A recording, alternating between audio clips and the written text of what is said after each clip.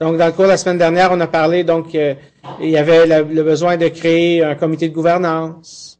Il y avait le besoin de créer, de faire un inventaire des actifs informationnels, de faire une catégorisation du patrimoine informationnel. Ensuite, on crée un comité de projet. Le comité de projet, c'est le comité, donc, qui va faire la gestion de risque. Et le chef de projet de ce comité de projet-là, le gestionnaire de risque, si vous voulez. Normalement, c'est lui qui est le chef de projet, du projet, de faire l'analyse de risque. Et donc, il va identifier des participants. Hein, puis on a dit la semaine dernière que ces participants-là devraient inclure les responsables des actifs informationnels qu'on évalue. Donc, une fois, si on sait, ce sera quoi le périmètre de l'étude? Parce qu'on évalue des éléments à risque. Donc, qu'est-ce qui sont les risques dans le cadre de notre étude? On doit définir le périmètre de l'étude. Qu'est-ce que ça inclut? Est-ce qu'on va, par exemple, faire une analyse de risque sur un système d'information? On pourrait décider que nous, ce qu'on veut, c'est analyser un système d'information en particulier. Ça pourrait être d'évaluer, de faire une analyse de risque en fonction d'une application. Le périmètre peut être en fonction d'un immeuble physique, d'un site. Moi, je peux décider, je suis une multinationale, je sais pas moi, Hydro-Québec, ou Desjardins, et j'ai plusieurs sites, évidemment. Desjardins ont toutes les caisses, les bureaux régionaux, etc. Alors, je peux décider de faire l'analyse en fonction d'un site. Dans le domaine de la santé, en fonction d'un hôpital ou d'un point de service ou d'un C3S ou d'une agence régionale, par exemple. Donc, ça peut être ça aussi qui est mon périmètre. Il y a toutes sortes de façons. Il n'y a pas une façon qui est meilleure qu'une autre. Ça dépend des besoins de l'organisation. Donc, une fois qu'on a défini le périmètre, ça va nous permettre d'identifier qui sont les parties prenantes. En anglais, on dirait les stakeholders. Donc, les gens qui ont un intérêt dans l'élément à risque qu'on considère, ou les éléments à risque donc qui se retrouvent dans le périmètre. Et on va chercher à identifier s'il y a des domaines fonctionnels, des unités organisationnelles ou des unités d'affaires ou à l'intérieur de notre périmètre, à ce moment-là, on va essayer d'identifier donc des gens qui sont en mesure de donner le point de vue de nos unités d'affaires. On va aussi vouloir inclure, dans la mesure du possible, des gens des secteurs financiers, des secteurs informatiques, des ressources humaines, possiblement des services juridiques. Hein. Donc, on va vouloir quand même aller chercher tous les gens donc, qui ont un intérêt dans notre élément à risque. On va organiser une première rencontre. Cette première rencontre-là, donc, dans l'approche de style focus group, où on va chercher à identifier à haut niveau, de façon sommaire, donc nos 30 scénarios de départ. Donc, on part avec 30. On peut pas vraiment en faire plus. Et si on a plus que dans notre périmètre, si c'est tellement gros qu'on a plus que 7 personnes, on devrait faire plus qu'un focus group. On peut pas faire un focus group de façon efficace avec plus de 7 personnes. On ne devrait pas en avoir moins que 4 non plus. Évidemment, si on en a moins, ça va être plus difficile. 7, c'est vraiment le chiffre idéal. Donc, il nous permet d'aller chercher tous ces gens-là. Première étape, donc, une fois qu'on a fait tout ça, notre inventaire des actifs informationnels est fait. On peut même aussi avoir déjà préparé identifier nos objectifs de sécurité, confidentialité, intégrité, disponibilité, etc. Donc ça, si on a fait déjà notre catégorisation des actifs, on devrait déjà avoir une bonne idée de ça. On pourrait aussi créer notre catalogue de menaces, donc ce qu'on a appelé ici la typologie des menaces. Là.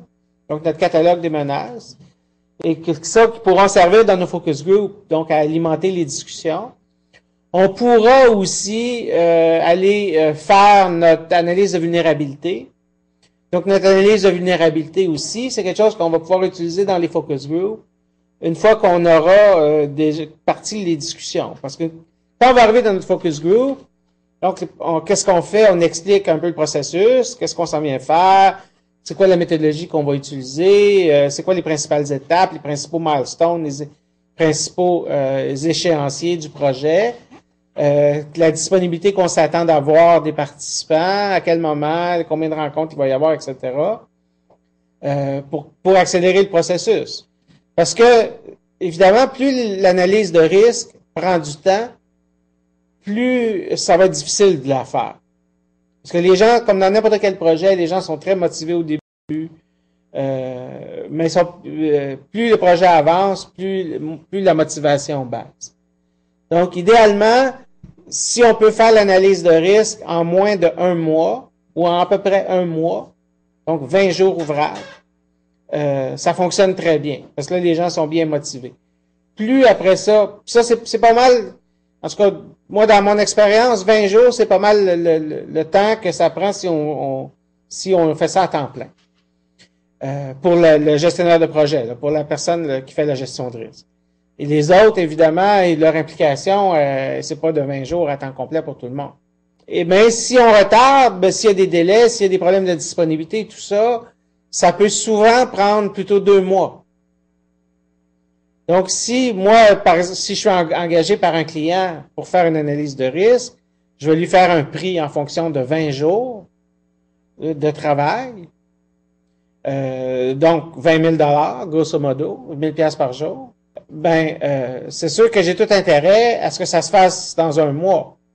Puis après ça, je peux aller travailler chez un autre client. Donc, j'essaie de le faire de la façon la plus efficace possible. Donc, j'explique aux gens comment, qu'est-ce qu'on va faire, etc. Donc, une fois que ça s'est fait, j'ai déjà à peu près 20 minutes à une demi-heure de ma rencontre de passé à expliquer tout ça. À justifier aussi pourquoi est-ce que j'enregistre les réunions et m'assurer que les gens comprennent bien que c'est pas, je vais pas me servir de ça contre eux, là. C'est vraiment juste pour m'aider dans ma prise de notes. Et donc, là, je peux commencer mon focus group. Dans mon premier focus group, donc, je vais identifier 30 scénarios. On parle d'identifier de façon sommaire. Donc, essentiellement, mes 30, je vais avoir le nom du scénario, puis peut-être une phrase qui décrit c'est quoi. Donc, par exemple, virus dans les serveurs, virus dans le courriel, je sais pas qu'est-ce qu'on pourrait avoir d'autre, vol d'identité de mes clients. Je vais essayer d'en développer 30 comme ça. Normalement, les 10-12 premiers, ça va assez bien.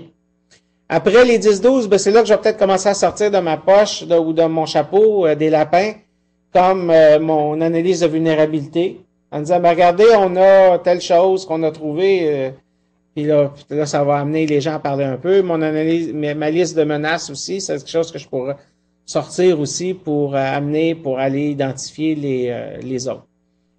Moi, même si je suis un expert de gestion de risque, je suis pas là pour leur dire quoi faire. Je suis là comme un peu comme le psychologue, hein, l'exemple qu'on a utilisé ici, je crois. Je suis un peu comme un psychologue qui, même si c'est un expert en psychologie, il va écouter son patient puis il va amener ses commentaires par la suite. Donc, je suis là pour que vous me donniez le matériel, pour que les participants me donnent le matériel que je vais intégrer. Pour que ce soit l'analyse de risque, des risques de l'organisation et non pas pour introduire des biais additionnels qui est, par exemple, mon opinion, mon point de vue, les choses que moi, je pense qui sont importantes. Donc, dans la mesure du possible, je dois essayer de contrôler ces biais-là et vraiment d'aller chercher l'information, donc, auprès des gens de l'organisation. Donc, je pars avec mes 30 scénarios à la fin de la rencontre. Après ça, je m'en vais à mon bureau. Puis là, je commence à les documenter. C'est-à-dire, là, j'utilise le formulaire que je vous ai fourni et là, je les documente. Donc, je complète l'information. Donc, je décris l'aléa, je décris les vulnérabilités qui sont impliquées, je commence à décrire l'impact, tout ça, basé sur ce qui s'est dit donc dans les rencontres, sur ma connaissance aussi de l'organisation. Et là, après ça, je vais prendre donc les scénarios et je vais les envoyer par courriel aux participants. Donc, je vais envoyer les scénarios à ceux qui sont impliqués, qui sont partie prenante d'un scénario en particulier. C'est sûr qu'il y a des gens, comme les gens d'informatique, qui sont probablement impliqués, concernés par tous les 30 scénarios. C'est un petit, donc évidemment, eux, leur application est un petit peu plus grande, mais c'est une gestion de risque informationnel, c'est sûr que ça va impliquer beaucoup le monde informatique. Tandis qu'au niveau des unités fonctionnelles, des unités d'affaires, ben là, ils seront pas tous concernés par tous les scénarios. Donc, si je pouvais éventuellement envoyer pas plus que 4 ou 5 scénarios à un participant, ça devrait être relativement gérable. Je peux le faire de différentes façons. Donc, je peux leur envoyer par courriel et leur dire, ben, je vais aller vous rencontrer la semaine prochaine. On va prendre rendez-vous. Là, je vais vous rencontrer la semaine prochaine. Donc, regardez les scénarios que je vous envoie. Et on va faire une rencontre donc individuelle la semaine prochaine. Et dans la rencontre, on va compléter ce scénario-là. Mais je vous les envoie d'avance, une chance de les regarder. Et on va donc en discuter ensemble. Évidemment, ça varie beaucoup, là, il faut s'adapter selon la culture organisationnelle. Mais idéalement, ça serait un peu l'approche à prendre. Donc là, nous ici, dans le cadre de l'exercice qu'on fait en classe, évidemment, on n'a pas de vrais clients. Donc, on va le faire cette partie-là nous-mêmes, ensemble. J'envoie donc mes 30 scénarios, je vais faire mes rencontres individuelles. Puis là, dans les rencontres individuelles, je vais sortir mes grilles, mon espèce de grand curseur. Puis là, je vais demander aux gens d'évaluer donc la probabilité, l'impact, toutes ces choses-là, en fonction donc de mes échelles à curseur. Donc, je disais, où vous pensez si entre 0 ici puis 100% là, ou entre bas et élevé, ou bas et critique, ou bon, dépendant c'est quoi exactement que vous mesurez, est-ce que c'est la résilience, est-ce que c'est la probabilité, est-ce que c'est l'impact, etc. Évidemment, comment on appelle les intervalles va varier un peu, mais on va évaluer, donc on va évaluer ça. Puis là, ben, je vais avoir fait mes 7 personnes, je vais rencontrer mes 7 personnes, tous mes scénarios vont être documentés, je vais avoir toute l'information. Là, je fais une autre rencontre de groupe. Et là, l'objectif de la rencontre de groupe, c'est d'établir un consensus. Donc, dans un premier temps, je vais avoir une idée du point de vue de chacun. Là, on va arriver pour établir un consensus. Puis là, on va essayer de s'entendre, donc, pour chacun des scénarios qu'on a, c'est quoi la probabilité, c'est quoi l'impact, etc. Là, une fois que ça va être fait, normalement rendu là, je devrais avoir réduit mon nombre de scénarios. Probablement, je devrais être capable d'en éliminer 4 ou 5. Parce que je vais avoir des scénarios qui sont tellement proches l'un de l'autre. Une fois que je les ai documentés, là, je le vois bien, qu'ils sont tellement proches, sont tellement similaires, que j'ai tout avantage à les combiner. Et on réussit toujours, en tout cas, dans mon expérience à date, avec cette approche-là, j'ai toujours réussi à en éliminer, disons, entre 4 à 6 scénarios rendus là. Donc là, je me retrouve déjà dans ma rencontre de groupe, là, je suis plus à 30, là. Souvent, je suis autour de 25 scénarios dans ma rencontre. Et là, donc, une fois que je vais avoir pris ces 25 scénarios-là, je vais avoir regardé, donc, les impacts, les probabilités, etc. Et là, je vais en choisir. Donc, à la fin de cette réunion-là, je vais arriver à en choisir, à en retenir 10 seulement de mes 25. Donc, qu'est-ce qui va faire que je vais vouloir retenir un scénario? Qu'est-ce qui va faire que je vais vouloir éliminer un scénario? La probabilité est extrêmement faible, ou très faible, hein, versus et un impact relativement faible, définitivement, ça serait un scénario que je pourrais mettre de côté. Donc, si la probabilité est faible, mais que l'impact est très élevé, parce que l'impact, n'oubliez pas, nous, on a parlé d'impact direct, mais on a aussi parlé d'impact indirect. Les impacts indirects, on a dit que c'est très difficile de les évaluer en valeur monétaire, mais c'est des choses qui peuvent avoir une grande valeur pour l'organisation, par exemple la réputation. Donc c'est des choses comme ça, dans notre évaluation d'impact, avec l'échelle à curseur, ça va sortir comme élevé, ça. Donc, probabilité faible, impact faible, probabilité faible, même jusqu'à un impact moyen, c'est des choses qui peuvent facilement être éliminées. Probabilité faible, impact moyen, résilience très élevée, c'est probablement des choses aussi qui peuvent être éliminées. Parce que on a aussi l'élément de la résilience qu'on va vouloir évaluer. Donc, si on est très, très résilient par rapport à un processus, autant au niveau individuel qu'organisationnel, à ce moment-là, ça, c'est probablement quelque chose qu'on pourrait éliminer. Parce qu'on veut en retenir seulement 10 à la fin de cette étape-là. Pour toutes sortes de raisons. Premièrement, parce que, de toute façon, avec 10 scénarios, comme vous allez voir quand on va faire les évaluations, avec 10 scénarios, on peut quand même arriver à un portfolio de projets, donc qui va être quand même significatif. On peut facilement penser à des mesures de mitigation de risque qui pourraient s'élever dans les millions de dollars, juste avec 10 scénarios. Considérant que même les institutions financières les plus conservatrices, avec des budgets informatiques très significatifs, vont rarement investir des budgets de 1 ou 2 milliards de dollars, 1 ou 2 millions de dollars dans une année financière pour seulement en mesure de mitigation de risque. Il y en a peut-être, probablement, mais il n'y en a pas tant que ça. Donc, pour une organisation de taille moyenne, déjà 1 million de dollars ou 2 millions de dollars de projets pour la prochaine année, c'est probablement déjà beaucoup pour la majorité des organisations. Et ça, on peut arriver facilement à un chiffre comme ça, juste avec 10 scénarios. L'autre chose, c'est que ça sert à rien non plus d'essayer de faire peur aux gens. Si on essaie d'évaluer tous les risques imaginables de l'organisation, premièrement, l'analyse de risque va être très longue à faire. Donc, ça peut facilement, nous, on parle d'une évaluation scénario, ça nous prend 1 mois. Imaginez si on avait 50 scénarios, combien de temps ça pourrait prendre à arriver au bout de ça. Donc là, on arrive facilement à des processus qui prendraient plus de 6 mois. Une analyse de risque qui prend plus de 3 mois, c'est très, très problématique. Parce que c'est un trimestre, dans une année financière de 12 mois. Donc, c'est 1/3 de l'année financière, c'est 1/4 plutôt de l'année financière. La façon dont on s'organise, se structure les budgets, se gère des organisations, surtout des organisations modernes aujourd'hui, de prendre 3 mois ou plus pour un processus de gestion de risque, on a de fortes chances que les résultats vont se trouver sur une tablette. Et on a des fortes chances qu'une fois que l'analyse de risque va être faite, parce qu'après ça, on rentre dans un processus budgétaire, il va falloir aller, une fois nous, notre extrait, notre produit final, c'est ce que j'appelle l'ébauche du plan directeur. Mais donc, cette ébauche de plan directeur-là, elle, il faut qu'elle soit menée à terme.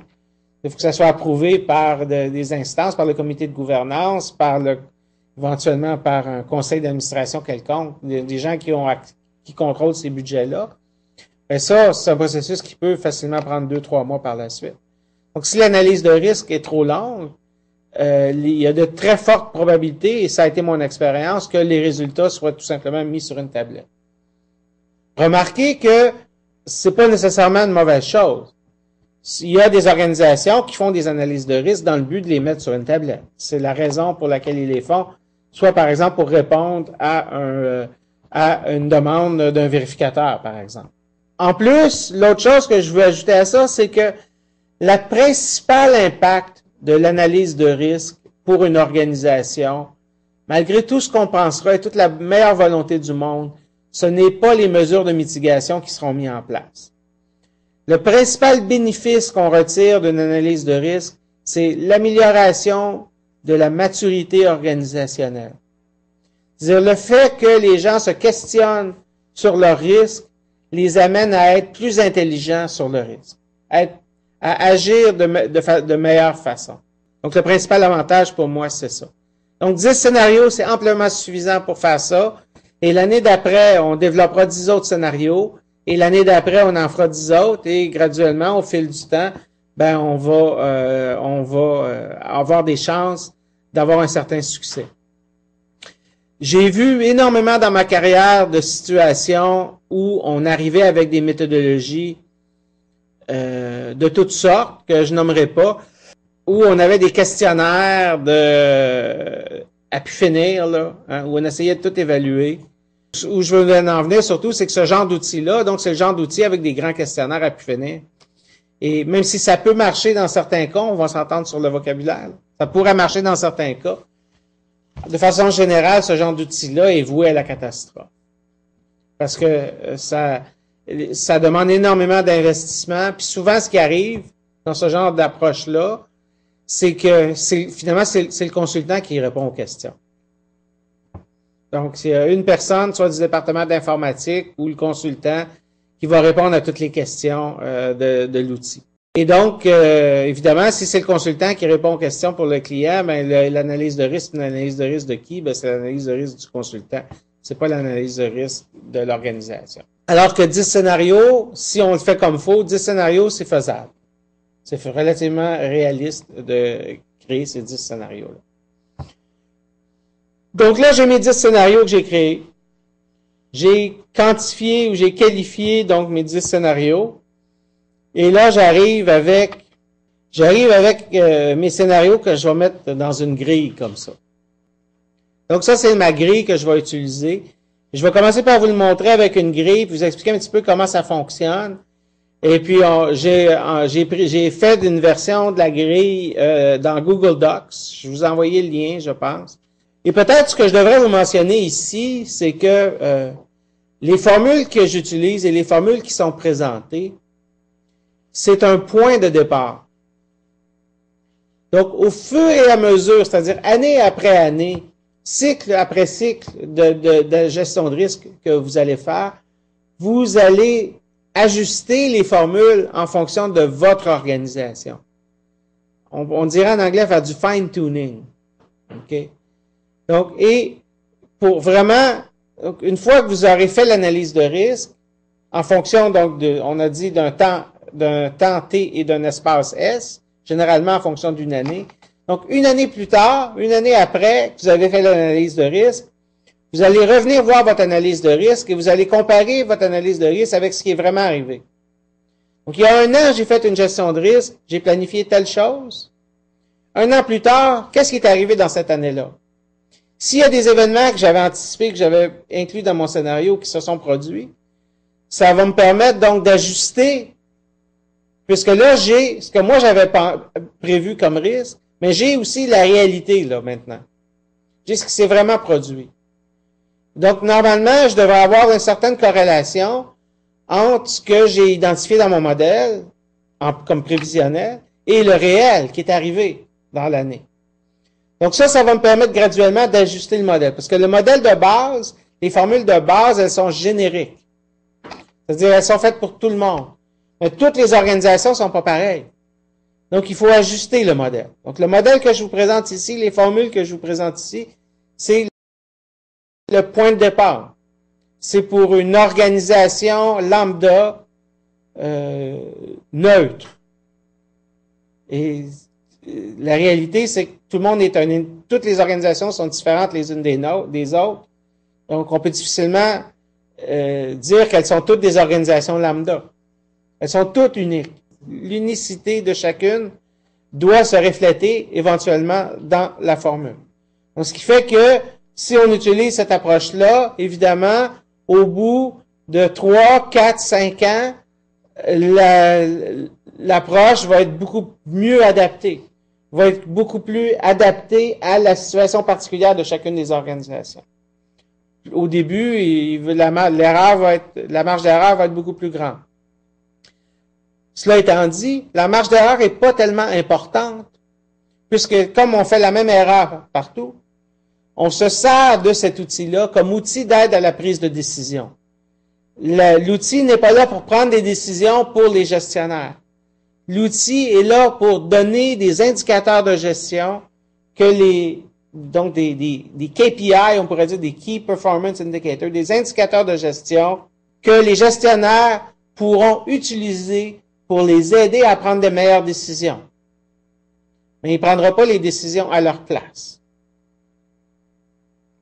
Donc, je vais commencer par prendre mes 10 scénarios, je vais développer mes 10 scénarios, je vais intégrer dans ce formulaire-là, ici, les scénarios, en utilisant donc, que je vais avoir utilisé mes échelles ici, comme pour l'impact, la probabilité de réalisation, la résilience, et ça va ressembler un petit peu à ça. Donc là, ici, ce que j'ai mis, là, dans le même tableau, c'est que je vous ai indiqué, donc, en haut, c'est quoi exactement qu'on trouve là. Donc, le premier scénario, Donc, on trouve le numéro du scénario. La forme du numéro du scénario, ça devrait être quelque chose qui ressemble à ça. Et je vais vous montrer ensuite les exemples. Donc, dans l'utilité, c'est la valeur de l'élément en risque en dollars, si on est capable de le mesurer en dollars. Si on n'est pas capable de le mesurer en dollars, on va l'utiliser avec une échelle. Donc, par exemple, ici, j'ai un élément en risque qui a une valeur de 100 000 dollars. C'est bon? Une utilité, donc, de 100 000 dollars. L'appétence, donc l'appétence au risque de l'organisation, que je vais évaluer avec mon échelle de 0 à 100. Donc, dans ce cas-ci, elle est moyenne. Donc, l'organisation, elle est neutre. Elle est neutre par rapport au risque. On est à peu près au milieu.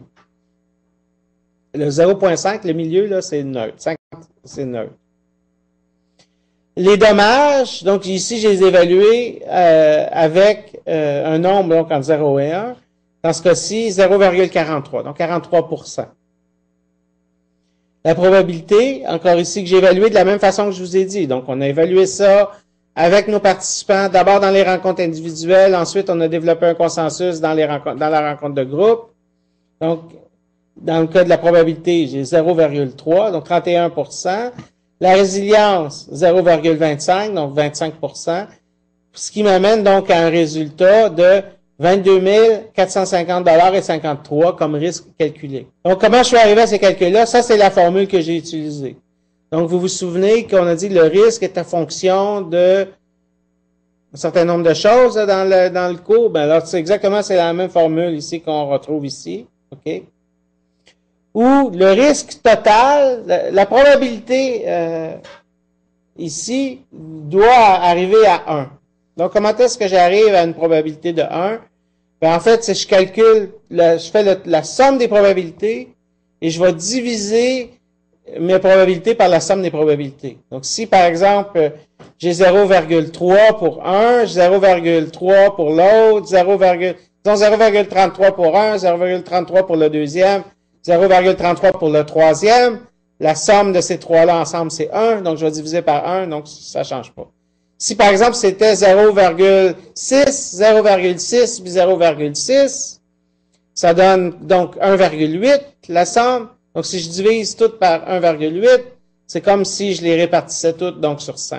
Donc, c'est comme ça que j'arrive à calculer donc le risque pour chacun de mes scénarios. Donc, ici, là, j'ai l'exemple de 10 scénarios.